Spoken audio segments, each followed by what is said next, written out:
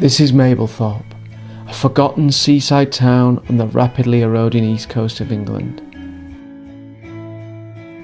It lives in the shadow of Cleethorpes to the north and Skegness to the south. The tourist tide went out on this place a long time ago. It hangs on, limpet-like, being visited by the kind of people who think Bridlington is too cosmopolitan. But if you have a dog and a good anorak, it's a decent beach for a brisk walk, and there are cafes poised to serve up something to warm the parts that a wind straight from the Baltic did its damnedest to freeze off. One seafront cafe doubles up as a makeshift race office for a motorcycling anachronism. Just walk in and hand your £35 entry fee to Marie or Ava, sign the form and you're ready to race. No special license required, no qualifications demanded, no experience needed. For 45 years, the Mablethorpe Motorcycle Sand Racing Club has held a meeting on this very beach every 2 weeks or so from October to March. While there are other beach races that take place around Europe and beyond, none happen with the regularity of those at Mablethorpe, and none are quite like this English race.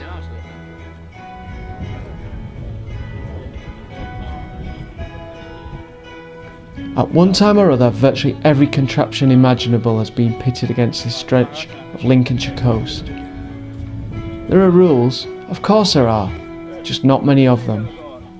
Bikes can have powerful brakes front and rear, or none at all. It's up to the rider. There are classes for modern motocross machinery, and amazingly, people bring bikes straight from the showroom floor to be abused on the beach. And then there are categories for machines Britain's roads and motorways have chewed up and spat out. The sand racers will have them. They'll take the dinged, bent and broken and recycle them into race winners.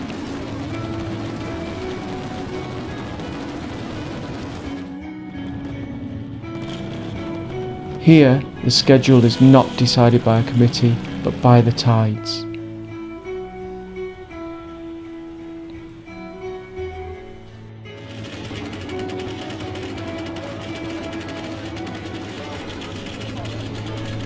Riders are mainly local, from Lincolnshire or surrounding counties. Some are staying sharp for a summer season of racing. For others, this is the only place they'll ever compete.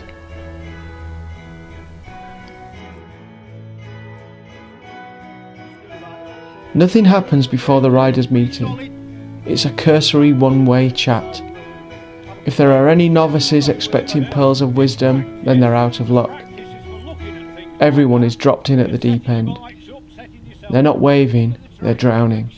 You know where the stones are if you think they're going to be in your way, and where the water is. Use practice for the purpose that it is. The start is stunningly lo-fi. Elastic stretch from wooden poles to a central latch. Wait for the green flag, then watch the starter's hand for a twitch. Now nail it. It's a drag race to the first corner. 12 bikes picking 12 different lines. More than half of the riders are getting a face full of cold wet sand.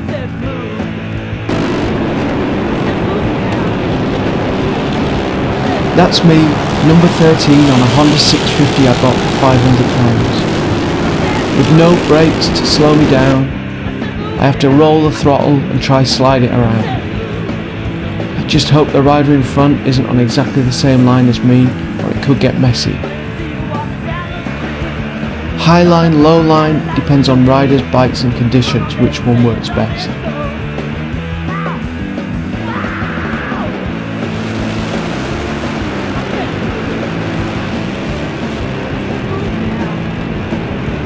With not much power, experience or ground clearance, I take the low line, the short way around.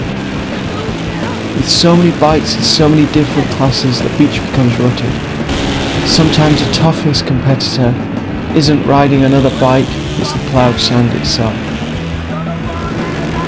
Depending how close the riders in front or behind me are, depends if I'm glad to see the checker flag or not.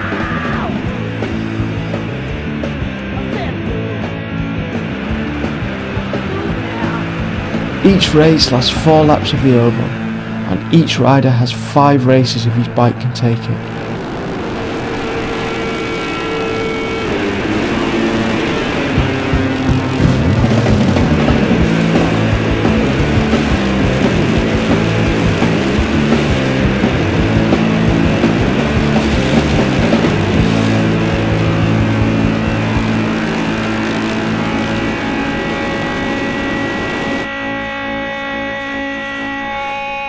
By 2 PM it's all over. The bikes are gone and the tide washes away the tyre marks. The riders leave the sand cleaner than bank holiday families. They know not many beaches would tolerate them. Mablethorpe is special.